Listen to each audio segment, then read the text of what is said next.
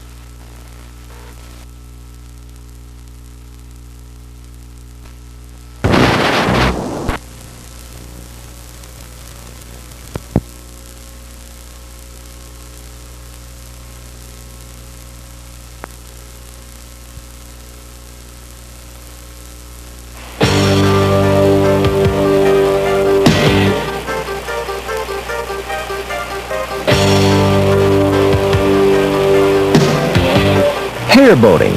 It's been called the lunatic fringe of whitewater kayaking, and its devotees are the daredevils of the sport. For hairboaters, the attraction of taming dangerous whitewater provides an irresistible challenge. To many, hairboaters are adrenaline-crazed adventure seekers looking for an early grave. But to others, they're the heroes and heroines who define the boundaries of a fast-growing and exciting sport.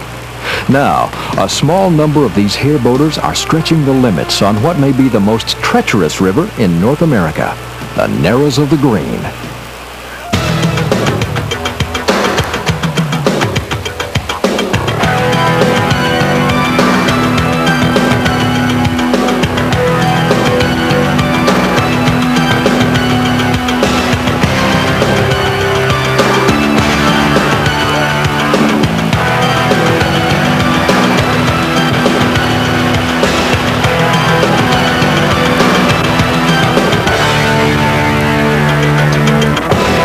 Is this a scary run? It's yeah, it's a scary run, sure. Anybody out here that says it isn't is lying.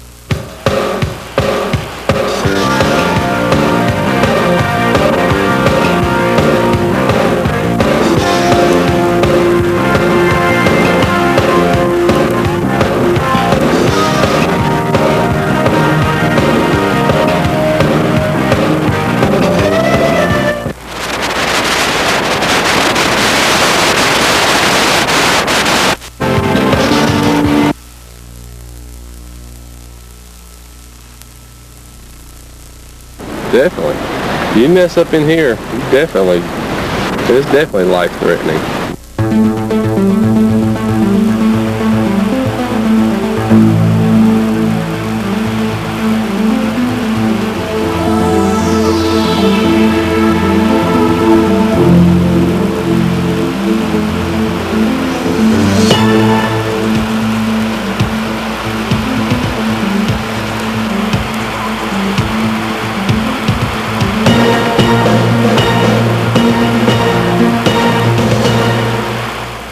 I don't like being scared, but I like the adrenaline.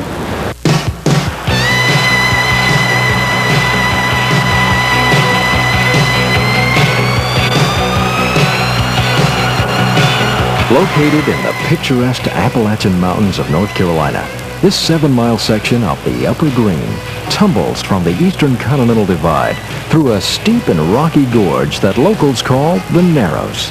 It is here that our story takes place.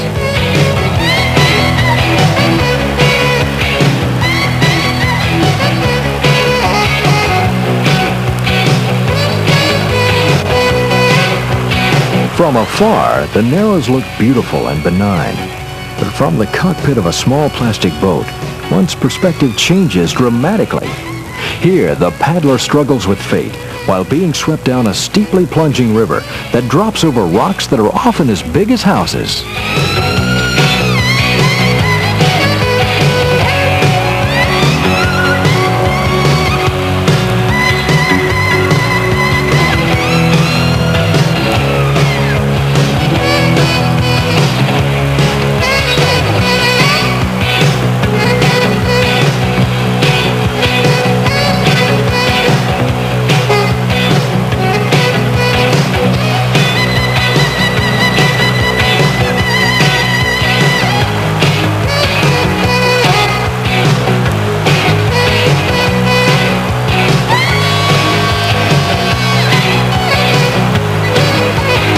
For me, the excitement is judging your own skill level and feeling comfortable that you're at an expert skill level and accepting the fear that you've got pumping around inside of you and accepting the fact that that's there and dealing with it. Risa Calloway is one of a handful of boaters who are paddling the narrows of the Green on a regular basis. You don't want to be afraid and be so scared that it messes up your performance. Yet if it weren't exciting and you weren't a little bit scared, then we wouldn't be here.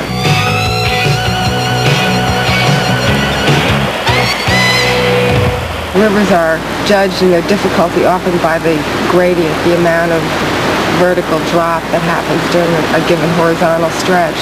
And this one goes down about 500 feet per mile for about a half a mile.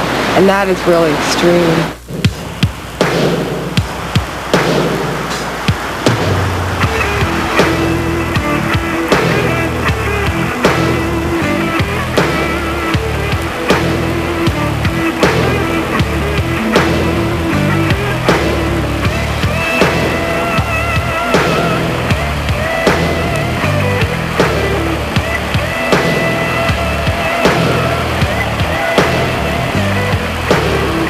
The extreme gradient and resulting speed with which the water flows are the most apparent hazards here.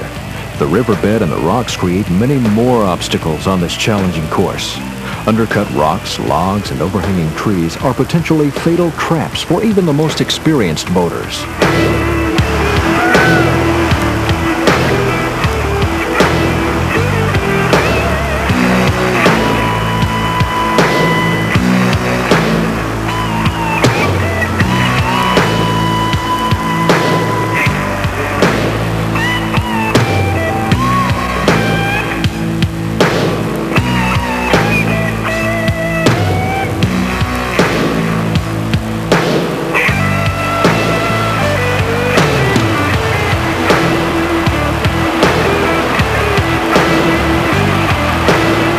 On a steep technical creek like this, a good boat design can mean the difference in success or failure.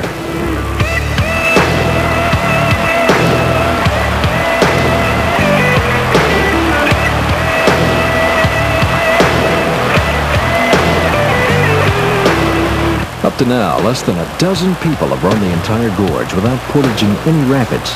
Tom Visnius of Bryson City, North Carolina, was among the first. That was in November of '88. And I was with a friend of mine, John Kennedy. Just started paddling down. We weren't quite sure what we were getting into, although we had heard stories about how steep and difficult it was.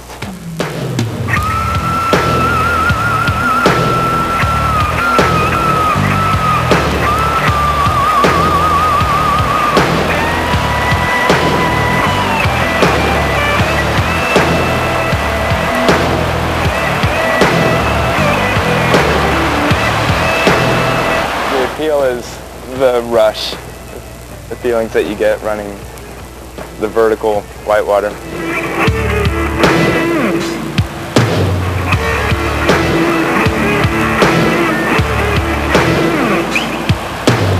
not a whole lot you can do when you're in some of the big slides, but you feel good going through it and just falling.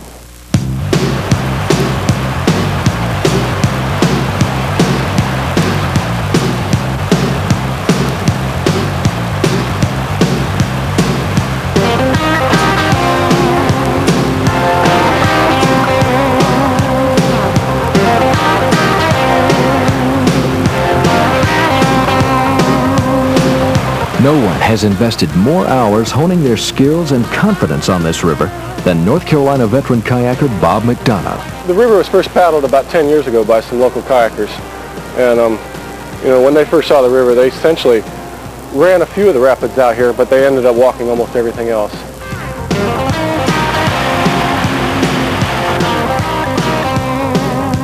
It's probably the most difficult run people are running right now.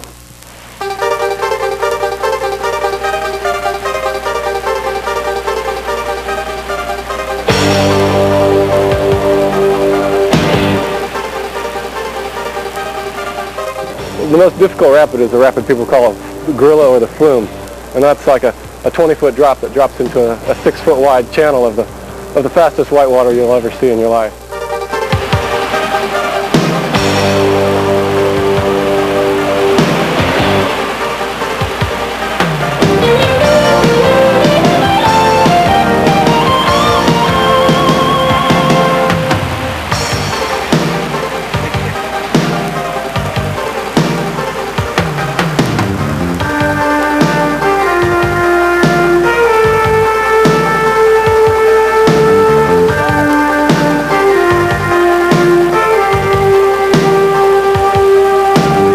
A good day on the green has been described as ecstatic, but a bad day can be a real nightmare. Possibly the most important variable on this river is the paddler's good judgment, or lack of it. Courage and caution are carefully balanced as the more difficult rapids are scouted. One paddler's wisdom may be another's folly, and sometimes a decision to portage may be based entirely on sixth sense intuition.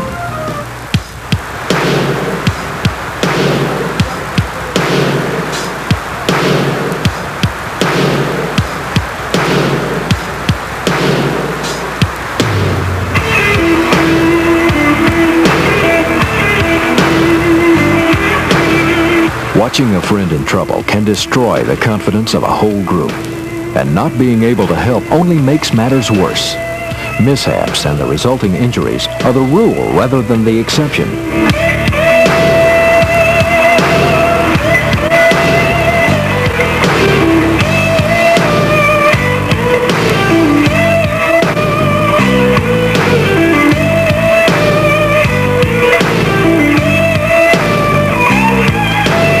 So why do they do it?